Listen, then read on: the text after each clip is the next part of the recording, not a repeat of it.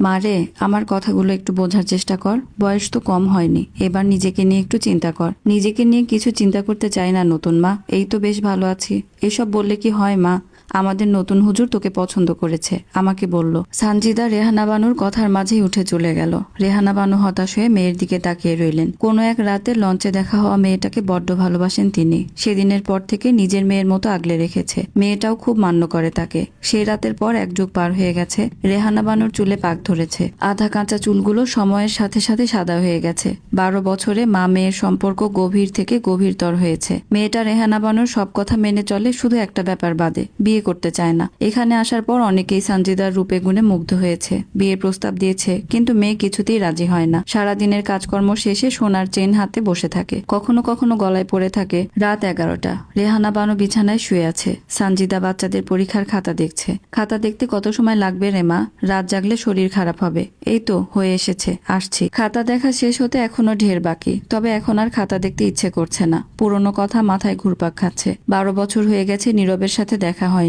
এই নতুন জীবনে বেশিরভাগ কৃতিত্ব নীরবের, বাকিটা নতুন মায়ের। নীরব সেদিন সাহায্য না করলে আজ হয়তো আমার অস্তিত্বই থাকতো না। ছেলেটা সবার বিপক্ষে গিয়ে আমাকে বাঁচিয়েছিল। পরবর্তী জীবনে কি হয়েছে ওর সাথে? হয়তো ভালোই আছে। এতদিনে হয়তো ঋতুকে বিয়ে করে নিয়েছে। এই জীবনে একবার হলেও নীরবের সাথে দেখা করা প্রয়োজন। ধন্যবাদ দেওয়া মানাবে না, কৃতজ্ঞতা স্বীকার করলেও কম হবে। কি সব ভাবছিস বিয়ের ব্যাপারে? তুমি তো জানো আমার বিয়ে হয়েছিল, তবে নীরবের সাথে বৈবাহিক সম্পর্ক গড়ে ওঠেনি। বয়সের পার্থক্য ছিল অনেক। এইসব কথা কেন বলছিস মা? আমি নীরবকে ভালোবাসি। নীরবের সাথে কখনো সংসার হয়নি, ভবিষ্যতে হয়তো হবে না, তবুও আমি ওকে ভালোবাসি। এই নতুন জীবনের বেশিরভাগ কৃতিত্ব ওর। নিজের বাবা আমায় বিক্রি করে দিয়েছে। জীবনের বেশিরভাগ সময় বন্দির মতো কাটিয়েছি। এই জীবনের সবচেয়ে বড় প্রাপ্তি নীরব। হয়তো বন্ধু, হয়তো ভালোবাসা, হয়তো স্বামী, নয়তো নামহীন সম্পর্ক। কি সব বলিস বুঝতে পারি না, নিজেও বুঝতে পারি না মা। তাদেরকে কখনো ভোলা যায় না যারা আমাদেরকে নতুন করে বাঁচতে শেখায়। আমি আজীবন এক প্রাণবন্ত কিশোরের হাসি দেখার অপেক্ষায় রইব। এমন উদ্ভট সিদ্ধান্তের পরিণতি জানা নেই, সংসার সাজানোর ইচ্ছেও নেই। এইভাবে জীবন চলে না। স্বামী সন্তানের দরকার আছে। ভালো লাগছে না, ঘুমাতে চাই। মায়ের চিন্তা বুঝতে পারি, কিন্তু সত্যি নতুন করে কিছু সাজাতে ইচ্ছে করে না। ভয় হয় যদি প্রতারিত হই।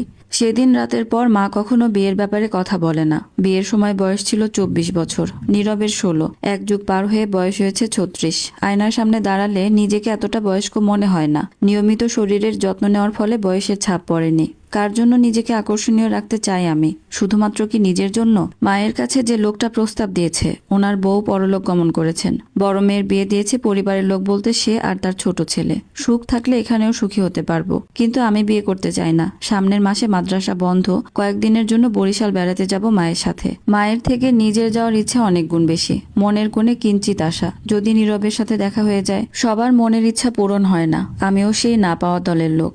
7 দিনের জন্য বরিশাল এসেছিলাম। নীরবের খোঁজ করার চেষ্টা করেছি, কিন্তু পাইনি। এক যুগে শহরের আমূল পরিবর্তন হয়েছে। প্রথমে যখন নীরবদের বাড়িতে এসেছিলাম তখন ঘর বাড়ি ছিল না তেমন, শুনশান জায়গা। এখন শহর বললেও ভুল হবে না। নতুন মায়ের সাথে লঞ্চে বসে আছি, আজ ফিরে যাচ্ছি। সব জায়গা পরিবর্তন হলেও এইখানে তেমন পরিবর্তন হয়নি। নীরবের সাথে শেষ দেখা হয়েছিল এখানটায়। পুরনো কথা মনে পড়লে কান্না আসে না, গলা শুকিয়ে যায়। ব্যাগ থেকে পানির বোতল বের করে পানি খেতে শুরু করলাম। আপনার নাম সানজিদা? হ্যাঁ, কিন্তু আপনি কে? আমি নীরব। চিনতে পেরেছেন? বিশ্বাস করতে কষ্ট হয় আমার সাথে এমন মিরাকেল হবে। নীরবকে চেনাই যাচ্ছে না। কৈশোর বয়সের চেহারার সাথে কোনো মিল নেই। মায়া ভরা চোখ দুটো কঠিন হয়ে আছে। চেহারার লাবণ্য হারিয়ে গেছে, তবুও বড্ড সুদর্শন দেখাচ্ছে। আপনি হয়তো আমাকে চিনতে পারেননি, বা আমি আপনাকে চিনতে ভুল করেছি। বিরক্ত করার জন্য দুঃখিত। সব মানুষকে ভোলা যায় না। চেহারা পরিবর্তন হয়ে গেছে, তাই চিনতে অসুবিধা হচ্ছিল। কেমন আছো? ওই আছি কেন? বাকিরা কেমন আছে? বাবা জেলে, মা পরলোক গমন করেছেন। ছোট ভাই একটা হোস্টেলে থেকে পড়াশোনা করে। আপনার কি খবর? আছি আলহামদুলিল্লাহ। ঋতু কেমন আছে? বিয়ে হয়েছে তোমাদের? নীরব কথার উত্তর না দিয়ে বেরিয়ে গেল। লঞ্চ ছাড়ার সময় হয়ে গেছে। একটা ছেলে চিৎকার করে সবাইকে ডাকছে, লঞ্চ ছেড়ে দিবে, তাড়াতাড়ি আসেন। অতিরিক্ত চিল্লানোর ফলে গলার স্বর কিছুটা ভেঙে গেছে। জানালা দিয়ে বাইরে তাকিয়ে আছি। হঠাৎ নীরব কিছু খাবার হাতে হন্তদন্ত হয়ে লঞ্চে ঢুকলো। আমার কাছে এসে ব্যস্ত গলায় বলল, সময় মতো চলে এসেছি, আর একটু হলে দেরি হয়ে যেত। কোথায় গেছিলে? দূরের পথে খিদে পায় অনেক, তাই খাবার কিনতে গিয়েছিলাম। তাড়াহুড়ো না করে আগে থেকে কিনতে পারতে। কিনতেই যাচ্ছিলাম, আপনাকে দেখে কথা বলতে গিয়ে দেরি হয়ে গেল। আচ্ছা, সকালে খেয়েছো? না, সকালে খাওয়া হয়নি। আপনার পাশে বসলে কি কোনো অসুবিধা হবে? না, বসতে পারো। যদিও নতুন মায়ের বসার কথা, তবে সমস্যা নেই। ঠিক আছে। নতুন মাকে? সে অনেক কাহিনী, যেতে যেতে বলবো। ঋতুর সাথে আমার বিয়ে হয়নি। ঋতু অন্য ছেলেকে বিয়ে করে নিয়েছে। আপনি চলে আসার পর সবকিছু অনেক পাল্টে গেছে। কি হয়েছে? সেদিন বাড়ি ফিরতে ফিরতে সন্ধ্যা হয়ে গিয়েছিল। বাড়িতে গিয়ে দেখি পুলিশ কাকা, মা, চাচি, ঋতু সবাই বসে আছে। বাবা আপনাকে খোঁজার জন্য ছোটাছুটি করছে। আমাকে দেখে মা বলল, সানজিদাকে দেখেছিস? আশেপাশে কোথাও আছে, বাড়ির বাইরে তো যায় না। ও, তুই ঘরে যা। মায়ের কথায় ঘরে চলে গেলাম। সবাই বাবার জন্য অধীর আগ্রহে অপেক্ষা করছিল। হয়তো বাবা আপনাকে সাথে নিয়ে ফিরবে। ভয়ে আমার অবস্থা দেখার মতো। উপায় না পেয়ে দরজা বন্ধ করে নামাজে দাঁড়ালাম। আল্লাহর কাছে একটাই চাওয়া, বাবা যেন আপনাকে কোনোভাবেই খুঁজে না পায়। রাত 11টার দিকে বাবা ফিরে এলেন, কিন্তু আপনি নেই। পুলিশ কাকু বেজায় খেপে গেলেন বাবার ওপর। কর্কশ গলায় বাবার ওপর চিৎকার করতে লাগলেন, কি করেন আপনি? এত সময় বসে একটা মেয়েকে খুঁজে আনতে পারলেন না? আমি গেলে এত সময় মেয়েটা হাতের নাগালে চলে আসতো। আমার বাচ্চা দুটোর অবস্থা মারাত্মক খারাপ। ডাক্তার বলেছে 2 দিনের মধ্যে অন্য কিডনি লাগাতে। আপনার আর কি, আপনার তো টাকা পেলেই হলো। আপনি এমন অকৃতজ্ঞের মতো কথা বলতে পারেন না। কত খুঁজে সানজিদাকে পেয়েছি একমাত্র আমিই জানি। তারপর ওর বাবাকে ম্যানেজ করে ছেলের বউ করেছি। আপনার ছেলে মেয়েকে ওর কিডনি দিতে পারবো কিনা পরীক্ষা করেছি। এত কিছুর পরেও আপনি এমনটা বলতে পারেন না। লাভ কি হলো? এত কিছু পরে লাভটা কি? মেয়েটা পালিয়েছে। আমার অবস্থা আপনি বুঝতে পারছেন না। কথার মাঝে হাসপাতাল থেকে পুলিশ কাকুর কাছে কল আসে। উনি তড়িঘড়ি করে বেরিয়ে যান। আপনার মনে আছে সিঁড়ি দিয়ে পড়ে গিয়েছিলেন? মাথা নাড়ালাম। সেদিনের কথা স্পষ্ট মনে আছে। ওই দিন পা পিছলে পড়ে যাননি। ঋতু তেল ছড়িয়ে রেখেছিল, তাতে পিছলেই পানিতে পড়ে গিয়েছিলেন। মা জানতো আপনার সকালে ঘুম দিয়ে উঠে পানি খাওয়ার অভ্যাস আছে, তাই শেষ রাতে পানিতে ঘুমের ওষুধ মিশিয়ে দিয়েছিল, যাতে করে পা পিছলে পড়ে না গেলেও অজ্ঞান হয়ে যান। এরপর হাসপাতালে নিয়ে নানা রকমের পরীক্ষা নিরীক্ষা করেছে আপনার উপরে। শুধু রক্তের গ্রুপ মিললেই তো আর কিডনি দেওয়া যায় না, টিস্যু সহ নানা পরীক্ষা থাকে। দুর্ভাগ্যক্রমে পরীক্ষার ফলাফল পজিটিভ আসে। কথা ছিল কয়েকদিন পর কিডনি ট্রান্সপ্লান্ট করা হবে। শেষ মুহূর্তে আপনি পালিয়ে আসতে সফল হন। পুলিশ কাকা ওনার ফোর্স লাগিয়ে খুব সহজে আপনাকে খুঁজে বের করতে পারত, কিন্তু তারপর দিন সকালেই ওনার ছেলেটা পরলোক গমন করে। ছেলে চলে যাওয়ার 18 ঘন্টা পর মেয়েটাও চলে যায়। পুলিশ কাকা অনেক ভেঙে পড়েন। ওনার আপনাকে খোঁজার প্রয়োজনীয়তা শেষ হলেও বাবার উপর ভীষণ রেগে যায়। সেই রাগ থেকে পরবর্তীতে কয়েকটা কেসে বাবাকে ফাঁসিয়ে দেয়। তবে বেশিরভাগ অভিযোগ সত্যি ছিল। দোষ প্রমাণিত হয়ে বাবার আজীবন কারাদণ্ডের শাস্তি হয়। বাবা জেলে যাওয়ার কয়েকদিন পর চাচি ওনার সম্পত্তির অংশ বুঝে নেন। তখনও ঋতুর সাথে সম্পর্ক ছিল, কিন্তু বছর 2 পর মায়ের ক্যান্সার ধরা পড়ে। চিকিৎসা করতে গিয়ে বেশিরভাগ সম্পত্তি বিক্রি করতে হয়। আমাদেরকে দেউলিয়া হতে দেখে চাচি ঋতুকে অন্য ছেলের সাথে বিয়ে দিয়ে দেয়। আফসোসের ব্যাপার হলো ঋতুর আগে থেকে ওই ছেলের সাথে সম্পর্ক ছিল।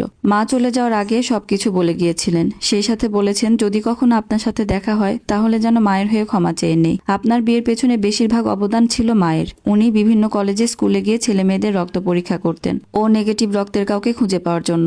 মা চলে যাওয়ার পর ভাইকে মানুষ করেছে। ঘরের কাজ, টাকা রোজগার সবকিছু আমাকেই করতে হয়েছে। এই তো এভাবেই জীবন চলছে। চোখের কোণে পানি জমেছে। খারাপ লাগছে, ভীষণ খারাপ। নীরবের মা বাবা হয়তো ওদের কাজে শাস্তি পেয়েছে, কিন্তু নীরব আর ওর ভাইয়ের তো কোনো দোষ ছিল না। কারো একার দোষে গোটা একটা পরিবার ধ্বংস হয়ে যেতে পারে। আমরা অন্যায় কাজ করার সময় কেন এই কথাটা মনে রাখি না? নীরব স্বাভাবিকভাবেই বসে আছে, যেন ওর কোনো কষ্ট হচ্ছে না। হয়তো শুয়ে গেছে। আপনি বিয়ে করেছেন? কয় ছেলে মেয়ে আপনার? আমার এখনো বিয়ে হয়নি। নীরবের চোখ চকচক করে উঠল। কিছু বলতে গিয়ে থেমে গেল। সে বিস্কিটের প্যাকেট ছিঁড়ে বিস্কিট খাওয়া শুরু করেছে। জানালা দিয়ে বাইরে তাকিয়ে রইলাম। কথা বলতে ইচ্ছে করছে না। আপনি কোথায় থাকেন? সেদিন পর যা কিছু হয়েছে সবটা সংক্ষেপে বর্ণনা করলাম। ছেলেটা খুব আগ্রহ নিয়ে প্রতিটা কথা শুনছে। কথা শেষে নীরব বলে উঠল, নতুন মাকে এখানে বসতে বলেন। ওনার বোধহয় ওদিকে কষ্ট হচ্ছে। আমি গিয়ে বসছি, বেশি পথ নেই। নীরব উত্তরের অপেক্ষা না করেই চলে গেল। ব্যস্ত হয়ে যেতে গিয়ে মোবাইলটা বেঞ্চের উপর ফেলে রেখে গেল। সযত্নে মোবাইলটা হাতে নিলাম। ফোন লক করা, তবে ওয়ালপেপার অবাক করার মতো। সেদিন বেলি ফুলের মালা খোঁপায় জড়িয়ে যে ছবিগুলো তুলেছিলাম তার একটা ওয়ালপেপারে। পাশে নীরবও আছে, সেই দুরন্ত কিশোর। কয়েকবার উঁকি দিলাম। নীরব মনোযোগ সহকারে কিছু লিখছে। কাজের কিছু হবে হয়তো। যথাসময়ে লঞ্চ ঘাটে ফিরল। সকলে নামার জন্য ব্যস্ত হয়ে গেছে। ভিড়ের মধ্যে নীরবকে খুঁজে পেলাম না। ওর ফোনটা আমার কাছে। তাড়াহুড়ো করে নামতে পানির বোতলটা লঞ্চেই রয়ে গেল। নীরব পাড়ে দাঁড়িয়ে আছে।